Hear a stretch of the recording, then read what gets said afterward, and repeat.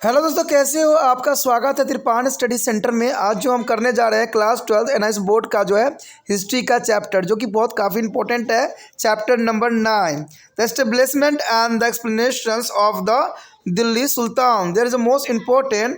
कहते हैं दिल्ली सल्तनत की स्थापना और उसके विस्तार जो है काफ़ी इंपॉर्टेंट रहेगा, और ये इंपॉर्टेंट हर एक क्लास के बच्चों के इंपॉर्टेंट रहेगा, क्योंकि हम इसमें गुलाम वंश से लेके जो है अकबर तक की स्टोरी की जानने की हम कोशिश करेंगे। खलजी वंश की स्थापना से लेके जो है सारे जो है उनके चुनौतियों का भी हम यहाँ पर विस्तार पूर्वक चर्चा करेंगे, और ये हर एक क्लास के बच्चों के लिए इंपॉर्टेंट रहेगा। लेकिन आपको पता है, चैप्टर स्टार्ट करने से पहले एक बात जो मैं हमेशा कहता हूँ, जिसको आपको सोचना भी चाहिए, विचार भी करना चाहिए और अमल भी करना चाहिए, वो ये है कि जब भी वीडियो देखिए पूरा देखिए, क्योंकि अधूरा जानकारी सदैव खतरनाक होता है। साथ में एक इंपॉर्टेंट बात ये भी रहता है, अगर आप पहली बार वीडियो देख रहे हो तो लाइक शेयर सब्सक्राइब करना मत भूलना, क्योंकि दोस्तों लाइक कीजिएगा तो बनाने वाले का मनोबल बढ़ता है, सब्सक्राइब कीजिएगा तो इससे ये होता है कि जब भी मैं कोई वीडियो डालूंगा उसका नोटिफिकेशन आपको समय रहते मिल जाएगा। और देखिए, शेयर का मतलब ये होता है कि आपके थ्रू न जाने किन बच्चों को हेल्प मिल जाए, ये आप भी नहीं जानोगे, इसलिए जो है आप शेयर जरूर करो, ठीक है। व्हाट्सएप स्टेटस पे भी लगाओ। दोस्तों एनएसएस सेंटर जो है कई मानने में बहुत से बच्चों के लिए हेल्पफुल है, चाहे वो 8th क्लास हो, 9th 10th 11th 12th हो, चाहे वो एनआईएस बोर्ड के बच्चे हों, ठीक है, चाहे बीए एमए के बच्चे हो, सभी क्लासों के लिए कुछ ना कुछ जो है त्रिपाण सेंटर में उपलब्ध है। तो इसलिए आपके लिए ज़रूरी है कि आप सब्सक्राइब करके इसको चैनल को जो है सेव कर लो, नहीं तो बाद में अगर रिसर्च करोगे तो शायद आपको ये चैनल प्राप्त ना हो। तो इसलिए सोचना नहीं, विचार नहीं करना है, सब्सक्राइब करके जो है अपने पास सेव करना है। दोस्तों ये तो बात था आपके लिए, लेकिन आप देखते हैं हमारा आज टॉपिक क्या है। मोहम्मद गौरी। तो Mohammad Ghori here, there is original name is Sauddin Muhammad. There is a most important in AD 1173 is a Sauddin's is a Muhammad is AD is a time period is a 1173 to 1206. Also is called to Muhammad of Gauri is ascending to the throne of the Ghazni. The Gauri were is not strong enough to meet the growing power and strength of the here Khwarizm's empire, and they realized that is could be again nothing in the Central Asia, and this forced the Gauris to be turned to about to the India is a fulfill the explanation ambition. Muhammad Gauri was a very much interesting in the establishing permanent empire in India is not a merely is a lootings, it is a hell wealth. His accomplices were to the well of organized, and the whenever a conveyed any territories is left or journeyed behind to the governor, it's his absence. His invention is resulting in the permanent establishment of the Turkish and sultanas in the regional landing north of the is a Vindhya mountain. The Vindhya mountain is the most important here. Conquest of the Punjab and Sindh, there is the most important here. Muhammad Gauri is the lead to the first expansion in AD 1175. He marched to the against the Multan and freed its form of ruler. In the sum is a compass is the capture of Kuch from a Bhaktis is a Rajput. 3 years later, in the AD 1178, is again marched to the conquer Gujarat, but there is Chalukya is ruler of Gujarat is a Ghima is two is defected him at the battle of the Anhilwara. But his the defeat did not be discouraged of Muhammad Gauri. He realized the is a necessity of the creating a suitable base of Punjab before venturing on the further is a conquest of India. There is a most important area. He launched a campaign against the Ghaznavids of competitions in Punjab. As a result, Peshawar was unquarried in the AD 1178 to 80 and the Lahore in AD 1186. The fort of Silicot and the walls where is captured next. Thus, by the AD 1190, having secured Multan, Sindh, and Punjab, Muhammad Gauri had paved there is a way from to further thrust into the Gangatri Dwabs. The first battle of here at Tarai. There is a Tarai is AD 1190 on Tarai is the first battle. Muhammad Gauri is a positions of Punjab and the attempt to the advance into the Gangotri Dwabs both him to into direct conflict with the Rajput ruler Prithvivaraj Chauhan. Prithvivaraj Chauhan, he is the head of the awareness around many a small state is a Rajputan and captured Delhi and wanted to extend his control over Punjab and Ganga Valley. The conflict started with the claim of the Bhatanada, and in the first battle fight at the Tarai in AD 1191. Gauri's army was routed and his novelist escape is a death. Prithviraj is a conqueror to the Bhatanada, but is a made no easy effort to the Garios sons of affected. And this gave a Gauri his opportunity to reassemble his force and make a preparation from another advance into India. The second battle of Tarai, there is most important AD 1192. The second battle of Tarai, there the battle of regarded as one of the turning point in India history. The Muhammad Ghauris made very carefully preparation for his conquest, the Turkish and the Rajput force again, and come to a face to face at the Tarai. The Indian force were is more and number, but Turkish force were well organized with the shift of moving forward. And the bulk is India is a force where to no matches against the supplies or organization. Skill and speed to the Turkish cavalry. And there is a Turkish is a cavalry using two inspired techniques. The first was the horse, versus there is a give, there is a horse was a long life, protect their hooves. And the second was the use of the iron straps, which give a good hold to your horse, ride and a better strickling power in their battle. A large number of Indian soldiers were killed. Prithviraj tried to escape but was captured near Saraswati. The Turkish army is captured the fortress of the Hasis and Saraswatis and the Samana. There is a move here forward running over Delhi to the Ajmer. After the Tara is Gauri returned to the is a Ghazni is a leave their affair to India in the hand of his the trusted and slave generally Kutubuddin Aibak. The Kutubuddin Aibak a slave here. In AD 1198, Muhammad Gauri again returned to the India. He crossed the Yamuna with the 50,000 cavalries and the move to about to the Kannauj. And his give the rising is a defeat to the Jai Chand to the Chandrawar near Kannauj. And thus the battle of the Tarai and the Chandrawar is led to the foundation of Turkish rule in northern India. The political is achievement of Muhammad Ghauris in India were long lasting than those of Muhammad of Ghazni. While the Muhammad Ghazni was mainly interested in the ponderings of Muhammad Ghauris want to establish the political control.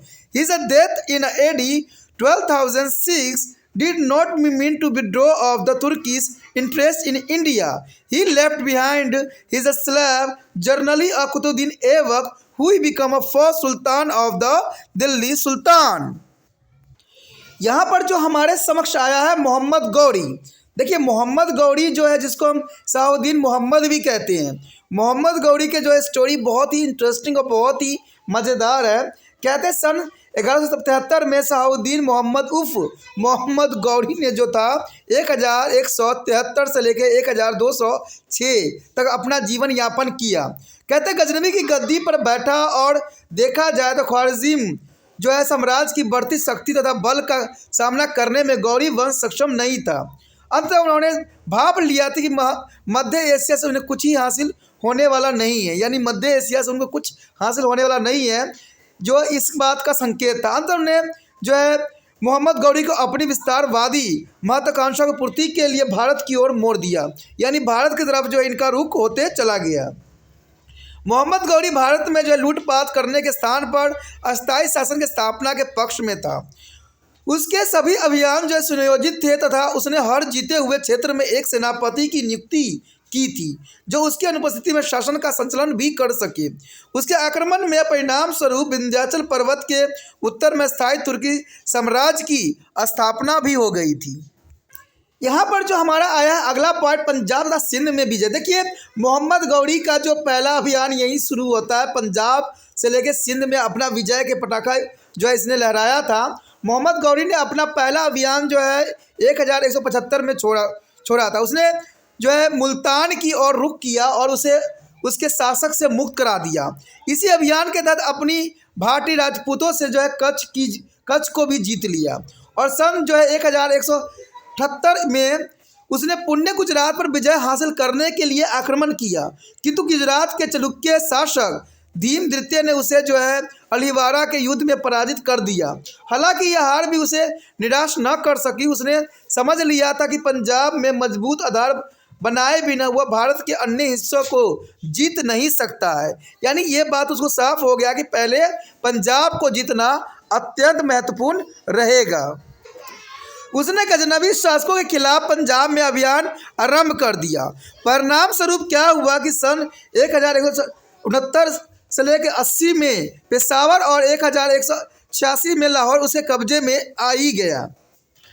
यानी उसने पेशावर और लाहौर को अपने कब्जे में कर लिया। सिलाकोट का जो है किला द्वाब जो है अगला शिकार बने और इस प्रकार जो है 1190 तक जो है मुल्तान, सिंध तथा पंजाब को अपने अधीन करने के उपरांत मोहम्मद गौरी ने गंगा के द्वाब में प्रवेश करने की रास्ता साफ अपना कर लिया। उसके पश्चात आता है तराई का प्रथम युद्ध। देखिए तराई का जो युद्ध था बहुत काफ़ी इम्पोर्टेंट था, जो 1191 ईस्वी में लड़ी गई थी।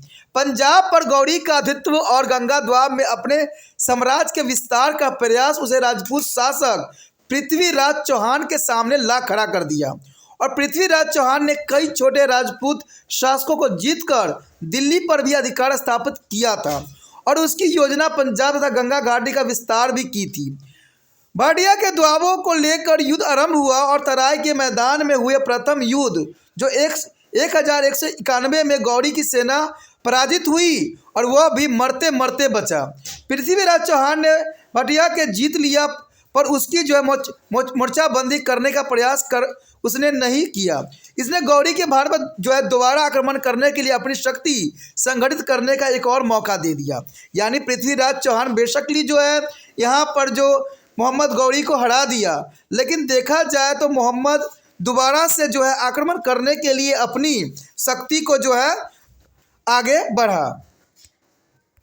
उसके पश्चात था तराई के द्वितीय युद्ध। कहते तराई का द्वितीय युद्ध जो था 1192 में लड़ी गई। इस युद्ध के भारतीय इतिहास का निर्णायक मोड़ माना जाता है। मोहम्मद गौरी ने इस आक्रमण के लिए बड़ी चतुराई से तैयारी की थी और तुर्की तथा राजपूत सेनाएं एक बार फिर तराई के मैदान में आमने सामने खड़े हो गए। भारतीय सेना हालांकि संख्या में अधिक थी पर तुर्क सेना अधिक सुयोजित और तेज दौड़ने वाली अश्वरोही टुकड़ियों के साथ थी। भारी भरकम भारतीय सेना किसी भी प्रकार से सुनियोजित, कुशल एवं तेज तुर्की अश्वरोहित सेना को मुकाबला नहीं कर सकी। तुर्की ने अपनी अश्वरोही सेना में दो उत्तम तकनीकों का प्रयोग किया। पहली सेनाएं घोड़े के पैरों में नाल लगवाई और पहनाए, जिससे सिर्फ जो है घोड़े की उम्र लंबी हुई बल्कि उससे खुरों को भी रक्षा हुई, तथा दूसरे जो है रकाब का प्रयोग, जिससे घुड़सवार की घोड़ों पर पकड़ बन सकी और युद्ध में वह दुगनी मारक क्षमता का उपयोग कर सके। बड़ी संख्या में भारतीय सैनिक मारे गए और पृथ्वीराज चौहान ने भी भागने का प्रयत्न किया, किंतु सरस्वती नदी के निकट वह पकड़ लिया गया और तुर्की सेना ने हासी, सुरस्ती और सामान्य के किले पर कब्जा कर लिया। उसके बाद वह दिल्ली तथा अजमेर की ओर बढ़ चले। तराई के युद्ध के पश्चात मोहम्मद गौरी अपने विश्वस्त सेनापति कुतुबुद्दीन ऐबक के हाथ में भारत की सत्ता सौंपकर गजनवी आपस लौट गया और सन 1174 में मोहम्मद गौरी आपस भारत लौटा और उसने जो है 50,000 घुड़सवारों के साथ यमुना पार कन्नौज की ओर रुख किया। उसने कन्नौज के निकट जो है चंद्रवार में जयचंद को पराजित किया और इस प्रकार तराई का जो है चंद्रवार के युद्ध के पश्चात उत्तर भारत में तुर्की शासन की नींव हमेशा के लिए पड़ गई। मोहम्मद गौरी के आक्रमण के भारतीय राजनीति पर प्रभाव मोहम्मद गजनवी के आक्रमण की तुलना में दीर्घकालिक था। जहां मोहम्मद गजनवी का उद्देश्य लूटपाट मात्र था, वहीं मोहम्मद गौरी अपना राजनीतिक नियंत्रण स्थापित करना भी चाहता था और सन 1206 में हुई उसकी मृत्यु के बाद भी भारत में तुर्क शासन जो अप्रभावित रहा।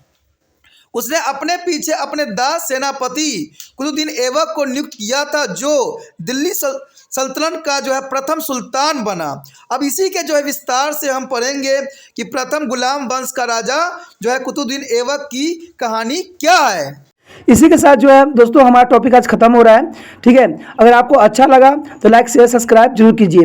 अगर पहली बार अगर आप वीडियो देख रहे हो, पहली बार मेरे चैनल पे आए हो, तो सब्सक्राइब करना आपका फ़र्ज़ बन जाता है। सब्सक्राइब करने से ये होगा कि जो भी मैं आप क्लास के रिगार्डिंग कोई भी वीडियो डालूंगा उसका नोटिफिकेशन जो है समय समय पर आपको प्राप्त होता रहेगा। अगर सब्सक्राइब नहीं कीजिएगा, अगर आप दोबारा से तिरपान स्टडी सेंटर पर आने की कोशिश कीजिएगा तो वहाँ पर आप तिरपान लिखिएगा तो जो है वो तिरपस कर देगा। ठीक है, जो आप गूगल पर सर्च करेंगे वो तिरपस कर देगा, जिससे वजह से आप जो है मेरे वीडियो का जो है फ़ायदा नहीं उठा पाओगे। तो सोचिए मत, विचार मत कीजिए, सब्सक्राइब कीजिए।